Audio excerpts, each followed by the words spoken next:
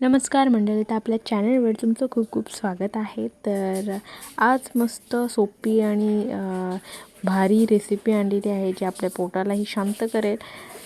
तर वेळ न दवडता आपण रेसिपीकडे वळूया.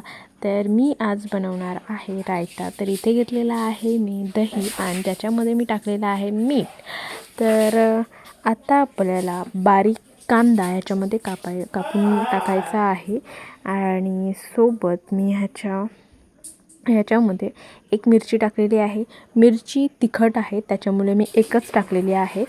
तर तुम्हाला जर तिखट जास्त आवडत असेल तर तुम्ही 2 मिरच्या 3 मिरच्या टाकू शकता.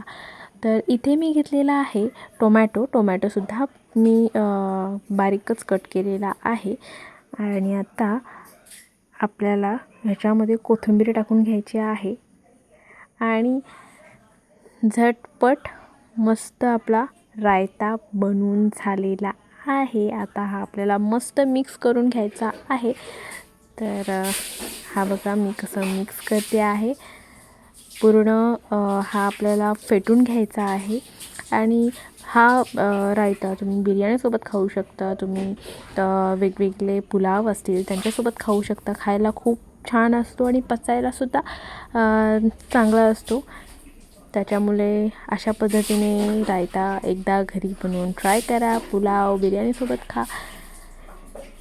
भेटूया आपण नेक्स्ट व्हिडिओमध्ये.